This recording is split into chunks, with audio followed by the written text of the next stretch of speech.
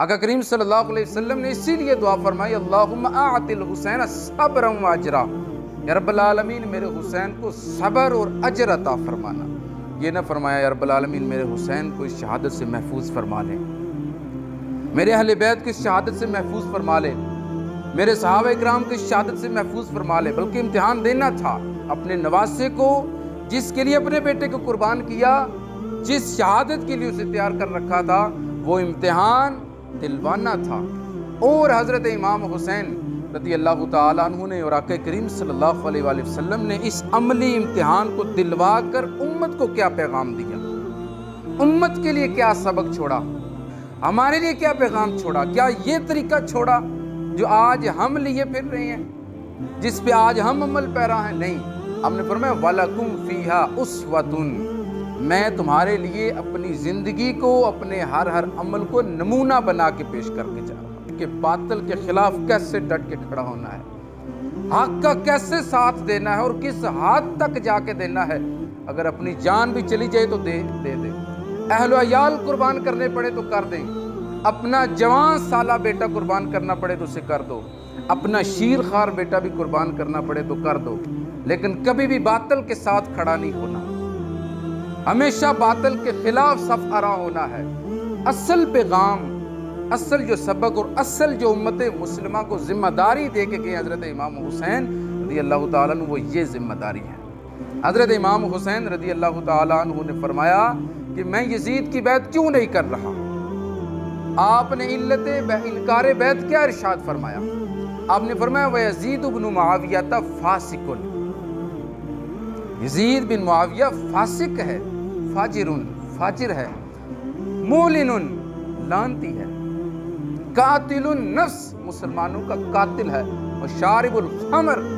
اور شراب پینے والا اور زانی ہے۔ حضرت امام حسین رضی اللہ تعالیٰ عنہ نے اپنی جان کا نذرانہ دے کر، اپنے اہل و عیال کی جانوں کا نذرانہ دے کر ہمیں یہ سبق اور ہمیں ذمہ داری دے کے گئے ہیں کہ کس کس کے خلاف تم نے کھڑا ہونا ہے۔ شرابی کے خلاف کھڑا ہونا، اس کے ساتھ نہیں کھڑا ہونا، اس کی حمایت نہیں کرنی۔ زانی کے خلاف کھڑا ہونا، اس کی حمایت نہیں کرنی، اس کا ساتھ نہیں دینا۔ مسلمانوں کے قاتل کے خلاف کھڑا ہونا ہے، جو فاسق و فاجر ہو، آقا کریم صلی اللہ علیہ وآلہ وسلم کی شریعت مطہرہ کے خلاف بولنے والا ہو، اس پر بہتان درازی کرنے والا ہو، اس کے خلاف کھڑا ہونا، اس کے ساتھ نہیں دینا۔ اور فرمایا کہ اس کے لیے اگر اپنے اہل و عیال کی قربانی بھی دینی پڑے تو دینی ہے۔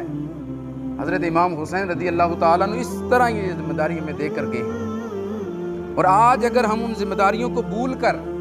صرف 10 محرم الحرام یا محرم الحرام کے 4 جمعہ کے اوپر صرف آنسو بہا دیں، رو لیں، اور حضرت امام حسین کے فضائل اور شہادت کے واقعات سن لیں تو ہم سمجھے کہ ذمہ داری پوری ہوگی، اور پھر باقی کا پورا سال ہماری سنگت اور دوستی اور محبت اور رشتہ داری زانی کے ساتھ بھی ہو، شرابی کے ساتھ بھی ہو، ایک قاتل کے ساتھ بھی ہو، فاسق و فاجر کے ساتھ بھی ہو، اور بے نمازی کے ساتھ بھی ہو۔ تو حضرت امام حسین ہمیں یہ ذمہ داری دے کے نہیں گئے تھے، وہ ہمیں اپنا اسوہ حسنہ اس طرح کا نہیں دے کے گئے تھے، وہ اپنی جان، اپنے اہل و عیال کی جانوں کا نذرانہ دے کر ہم سے یہ چاہتے ہیں، یہ ذمہ داری دے کے گئے کہ ہمیشہ نماز نہیں چھوڑنا۔ حضرت امام حسین نے تو 10 محرم الحرام کو نیزوں، تلواروں، برچھیوں کے سائے کے اندر بھی سجدہ نہ چھوڑا، اور آپ نے نماز کو نہ چھوڑا۔ اور آج اگر 10 محرم الحرام کو ہم جلوس نکالیں یا مجالس قائم کریں، مختلف طرح کی محافل قائم کریں، اور 10 محرم الحرام کی نماز ایک بھی نہ پڑھیں، تو حضرت امام حسین رضی اللہ تعالیٰ ہم سے خوش ہوں گے؟ نہ ان کا یہ پیغام ہے، نہ ان کا یہ رستہ ہے، نہ ان کا یہ ہم سے مطلوب ہے۔ انہیں ہم سے یہ مطلوب ہے کہ ہمیشہ نماز پڑھو اور نمازی سے سنگت رکھو، اور نمازی سے دوستی رکھو، اور نمازی سے رشتہ رکھو۔ ہم کہتے ہیں کہ برادری کا معاملہ ہے، کیا کریں جی، ساتھ دینا پڑے گا، وہ گاؤں کا بڑا ہے، وہ برادری کا بڑا ہے، جدھر اس نے جانا ہے ہم نے ادھر جانا ہے۔ حضرت امام حسین سے بھی کوئی بڑی ذات ہے، ان کے نانا آقا کریم صلی اللہ علیہ وسلم سے بھی کوئی بڑی ذات ہے، اور رب تعالیٰ سے بھی بڑی کوئی ذات ہے؟ تم رب تعالیٰ کا حکم چھوڑ کے، آقا کریم کا رستہ چھوڑ کے، حسنین کریمین کی طریقت کو چھوڑ کے،